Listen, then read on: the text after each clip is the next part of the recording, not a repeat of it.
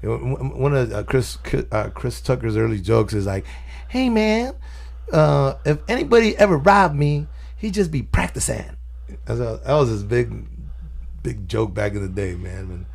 But yeah, man, he was a good dude, and when I see him, man, what I like about Chris, he's still a cool, solid dude. He's always had his feet on the ground. Cause we know, bro. Joey. We've been around with guys. Like you said right now, they're guys that fizzled, right? But we also know cats that fucking went to the moon. That aren't the same fucking guys. No. And you're like, hey, motherfucker, I remember you. No, I remember fucking, Nothing bothers you more than that. Yeah. When you see somebody, like there's people who are your acquaintances that blow up. That's one thing. Yeah. That's one thing. When they're your acquaintance, hey man, how you doing? You see them and you're actually happy for them. They never did nothing to you. But then there's people that you kind of knew, that you partook with, at one time. Maybe one day you went to his house for Christmas, to your house.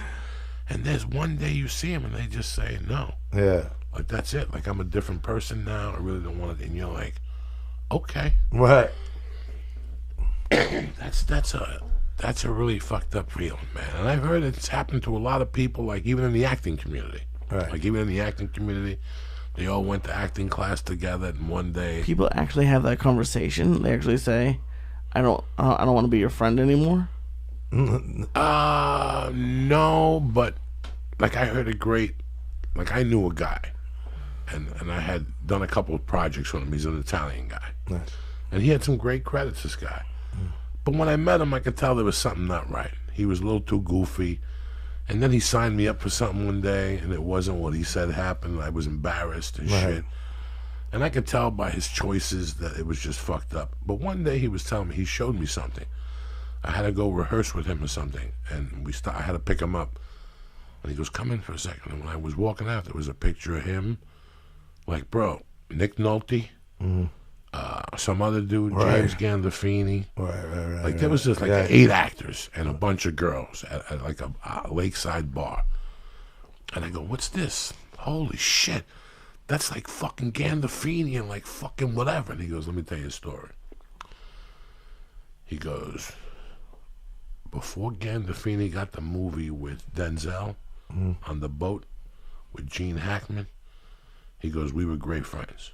He goes, and in those days, what you would do is you would audition all week, and then on Saturdays you went to Marina Del Rey. That's where this place was, and you'd snort coke all weekend, and you drink and bang chicks and whatever. And he goes, bro, for fucking 2 or 3 years. I mean, he goes from that movie to this movie. I don't know what movies exactly. Right. He goes, Gandolfini hung out down there. He goes, and after Get Shorty, something happened. He moved to the Valley, something really fucking weird. I don't know the whole story, but I've heard a lot of weird stories. Right. Like I know a guy right now that I still see him once a month at the coffee shop. This guy was a big time agent, gay as fuck, good guy, and he tells me that he's good friends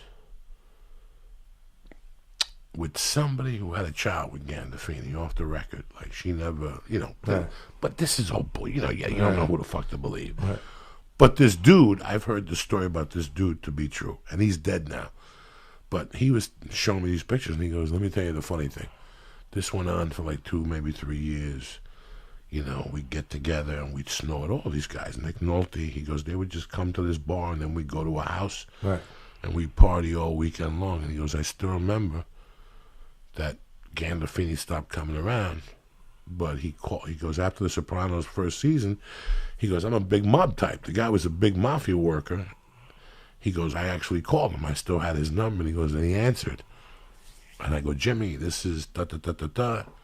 How you doing? I want to congratulate you on your success. And he goes, yeah. And he goes, listen, the reason why I called is because maybe there's a role for me on The Sopranos. And he goes, listen, I'm going to be honest with you. That stuff we were doing, that was a long time ago. Oh, I really, but, he made Gandolfini look like a bad guy, like one of those Hollywood actors, you know what I'm saying? Yeah. And I remember I did a movie with the dude that was Junior's bodyguard, season 1. And he was friends with Gandolfini. And I did a movie with him, and I told him that story, and he goes, bro, he goes, I know exactly who that guy is. He goes, that guy was a fucking pain in the ass. You know, like he was just one of those guys that was a hanger-on. So see, there's a story to everything. Right. You know, people I had spoken to always said Gandolfini helped everybody. You know, he was just a great guy. He fought for people. He gave them money on the set. Times they gave him a raise, he gave everybody a raise. So when he told me the story, I was like, I don't know, guy. This don't sound like this guy. Right. And that this guy from the Sopranos confirmed it. He goes, bro, I know that dude too. Because I partied with that fucking dude too. He goes, he didn't stop bothering Gandolfini. He goes, he called him from the minute he heard he shot a pilot from the Mafia. He started calling, blowing up his fucking phone. Yeah. And I guess one day Jimmy finally answered the phone and said, don't call no more, bro. You know. Right.